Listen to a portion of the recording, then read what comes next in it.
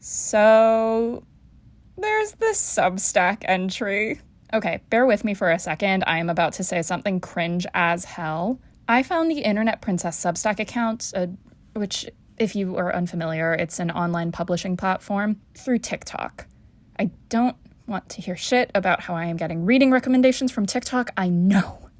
Anyway, I read this article that was kind of having a viral moment, and I saw myself in it. Allow me to explain the irony. Standing on the Shoulders of Strong Female Characters, written by Rain Fisher Kwan and published online on February 6th, posits that people online, specifically women online, will filter their lived experience through media, a way to glamorize and therefore minimize problems that they face. One girl on your TikTok feed might be a self-described Joan Didion, Eve Babbitt's Marlboro Red, straight-cut Levi's Fleabag girl. This means that she has depression. Another will call herself a baby doll dress Sylvia Plath Red Scare Mew Mew Lana Del Rey girl, eating disorder, or a green juice claw clip Emma Chamberlain yoga mat podcast girl, different eating disorder. The aesthetics of consumption have, in turn, become a conduit to make the self more easily consumable. Your existence as a type of girl has almost nothing to do with whether or not you actually read Joan Didion or wear Mew Mew, and everything to do with whether you want to be seen as the type of person who would. The idea that she's putting forward is that because of the way that aestheticization has been pushed onto us via social media, there's become a way to glamorize any issue you might have, and therefore make that issue feel not so bad. Not only that, but it's become a way to feel that there's a community of people who have your similar interests, who go through your similar struggles. Allow for 1 second a bit of rudimentary queer theory. Not to get too deep into it, but do you guys remember back in the day when people were implying that all bi people cuff their jeans and drink iced lattes with oat milk in it? I think that that's, in a way, kind of what Rain's getting at. Some modern-day version of the hanky code that allows us to feel like we're involved in a community simply by adding one extra step to our everyday routine, or maybe not even adding it, just having it recognized. Now, I am not arguing that there is anything wrong with being a bi person who cuffs their jeans and drinks iced lattes with oat milk. As a bi person with cuffed jeans who has been known to literally order cold brew when it's snowing outside, that is not what I'm saying. What I do think is dangerous with this line of thinking is the essentialism of it. I know plenty of people who drink oat milk lattes, straight or otherwise, and I know plenty of queer people who don't cuff their jeans. I'm not going to call someone who identifies as gay queer-baiting just because they chose to wear bell-bottoms. But Fisher Kwan is arguing something a little bit beyond the aesthetic uniform of something, the more sinister undercurrent that comes with it. If I can compare myself to just the right amount of things, place myself at the nexus of enough edgy, vaguely feminist media properties, will that eventually start to feel like actualization? I wonder what romantic love would feel like if I'd never seen a romantic comedy.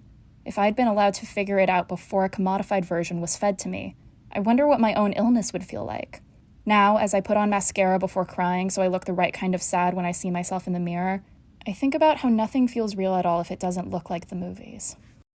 And I'm guilty of this. I'm very guilty of this, actually, this urge to compartmentalize your own emotions through a filtered see-yourself-in-media lens. I mean, I did admit on the way in that this is a Substack where I do that very thing with. I mean, allow me to give you an example. I watched Russian Doll last year, and by watched, I mean devoured, and by devoured, I mean obsessed over. Watched it 5 separate times within a year. And a very good chunk of that time was spent wearing my most Natasha Lyonne outfits, curling my incredibly flat hair as much as I could, and listening to that show's soundtrack on a loop. After all, I too am East Village trash with weird artist friends. I too push people away to a level that you would not imagine, even when it is probably bad for me. I'm seeing myself in media, and it is seeing me right back. This line in particular. You promise if I don't jump, I'll be happy. Oh, man. Absolutely not. But I can promise you that you'll not be alone. Whoa. Hit me like a ton of bricks in a semi-truck. And my Netflix profile has been Natasha ever since. You know, I love that show so much that I was going to go as Nadia for Halloween this year, actually. I couldn't, because I managed to catch COVID right before my genuine favorite weekend of the year. But yeah, that was going to be one of my costumes. Want to know my other one? If I need your body, I'll fucking... Hey, that's the cross-media comparison you made in the last video. Yes, it is. Yes, it is. Thank you for being one of my 6 loyal subscribers. I'm not going to talk about the game just yet, though. I want to talk about the genre of cyberpunk at large. For those of you who missed the memo, cyberpunk is an anti-capitalist dystopia genre, often viewed as a very nihilistic approach to what will happen if we don't stop the coal train of capitalism in its tracks. Choo-choo. I have my issues about pigeonholing it as a story about nihilism and grimdark edgelords. I actually think that there are some genuinely optimistic and kind stories that can and have been told in this genre. But the take is always that the world at large is worse than it was because the issue of capitalism is magnified to the power of, bajillion. Staples of the genre often include neon lights, thanks especially to the popularization of the cyberpunk aesthetic in Blade Runner, huge wealth gaps, corporations often taking the place of governments as the most powerful entities, rampant violence and police negligence, Techno-Orientalism, which I am not qualified to talk about, but I have videos linked in the description done by people who are, technology integrated in futuristic and often detrimental ways, the squandering of natural resources, and dehumanization of people around us. Also, as the name might imply, a lot of influence from the punk subculture, often seen in large representations of LGBT+ characters. There's also a lot of debate between fans of the genre about this, as well as the way that most cyberpunk media tends to handle the more prevalent number of people of color and sex workers, yes, but also, more often, violence towards them in the narrative, free CP77. Now, not all of these are necessary to tell a cyberpunk story. I watched somebody argue that Black Mirror's Nosedive starring Bryce Dallas Howard counts as cyberpunk, just as you can have a lot of these without it necessarily being part of the genre. Star Wars has a lot of these, but at the end of the day, it is sci-fi, it's not cyberpunk. They're space wizards fighting in space, they don't care about money. So the heart of a cyberpunk story is that capitalism is to blame, not, say, evil space wizards or, more grandly, fucking fascism. If we're asking ourselves, is this cyberpunk, we should ask the question of, would it make sense in this world that if someone was, having a stroke, they might be unable to take an ambulance ride because their insurance doesn't cover it? Because, that's how you know you're in a really messed up dystopia. Anyway, what I'm getting at is that capitalism is bad, long live capitalism, right? So, getting back to CP77, a game that I know you guys want me to keep talking about. I know, chill, keep it in your pants, please. So, we're in a cyberpunk narrative. How is it that people rebel against that? Well, the core of rebelling against what a corporation wants is hyper-individualism, something that can't be easily monetized or promoted to, which, granted, would be a bit easier to do if our phones weren't listening to us 24/7. I made plans to go see an opera with my friend one time, and even though we canceled those plans, I still get ads for the Mets seasonal run every time I watch a video about how to poach an egg. This hyper-individualism, though, can be seen in CP77 pretty regularly. Johnny Silverhand is a big example of it, or honestly, any character that talks about dying in a blaze of glory is a big example. But what I want to talk about today doesn't actually have to do with the story at all. Instead, I'm interested in how CP77's in-universe fashion trends kind of play into this as well. It's fashion meets... It's fashion... Excuse me. It's fashion... It's fashion? Is it wait, what is it, fashion? It's fashion... Yeah, we're getting niche today. Neo-militarism, entropism, and kitsch. These are the big ones, with kitsch also getting a sequel in neo-kitsch, which I will get into. So neo-militarism is the most straightforward. In this world, violence is very prevalent in everyday life, therefore tactical gear has kind of evolved into a fashion trend. In the real world, we can see this in the form of cargo pants, camo, and bomber jackets. In this world, the rival for Arasaka for biggest honkin' corporation is Militech, which, again, the name says it all. Crucially, though, unlike Arasaka, this is a US brand, meaning that it's probably had a hold on US workers for longer than Arasaka has. So we can infer that neo-militarism is a sort of trickle-down fashion trend. Since it's favored among pro-corporation Militech employees, we can kind of assume that this is seen a lot in work as a product and translated to uniform.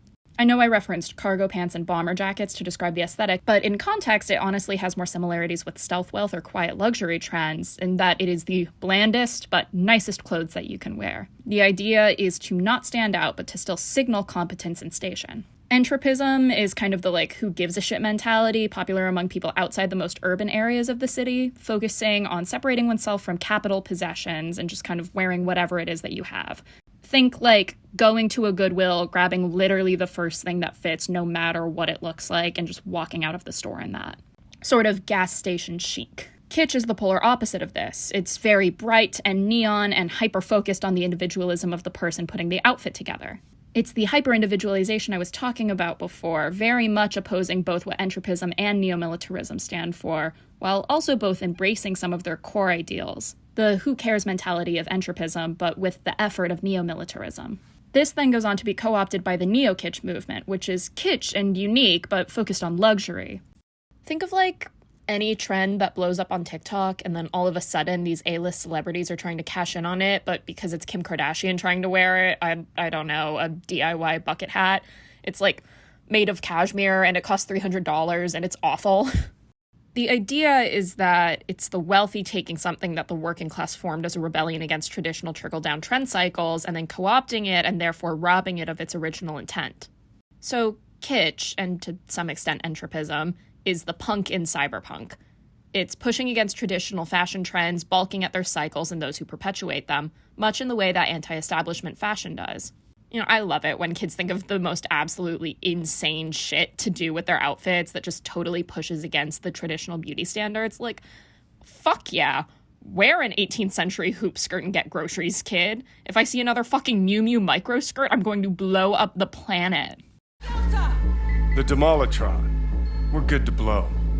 Shaka Elite income! But, bringing it back to our modern day, and in a way into the strong female characters substack, I actually think that the way that we approach communal uniform, Joan Didion, Fleabag, Girl, or Iced Coffee, Cuff Jeans, Bye, is less the language of kitsch, though we all desperately want it to be, and more that of neo-kitsch. I mean, let's not pretend. Brands are fucking tapped in, guys. Remember the Target cottagecore line? Do you guys remember that? Yeah, that was not for the girlies that are out there in the woods foraging for berries and building their own fires for heat. That was for us suburban East Coast trash.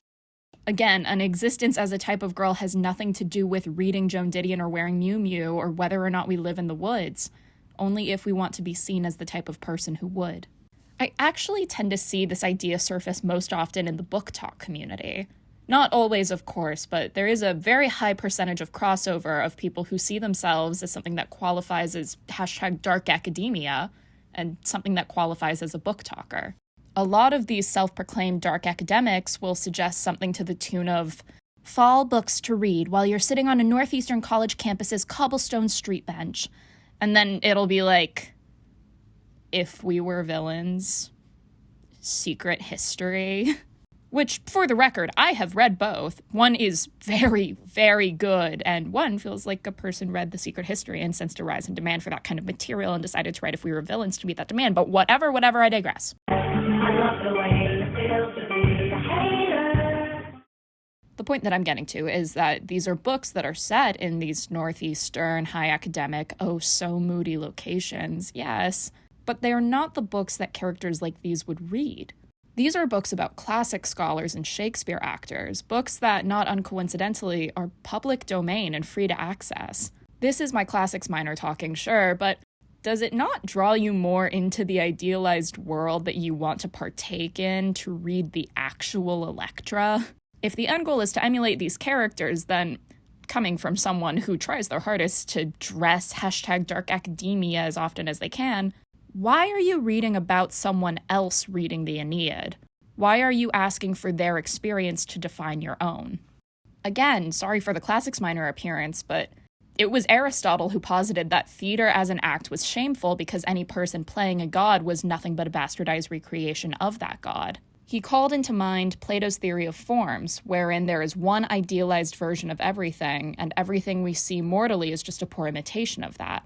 To Aristotle, something that passed through many hands would always be a terrible impression of the thing it was trying to recreate. And while I do disagree with his take about theater because he was not alive when the plays he was talking about were performed and he's a fucking fascist, I can understand where he's coming from in terms of this flocking towards aesthetic cores. Because let's call these aesthetics what they are, trends.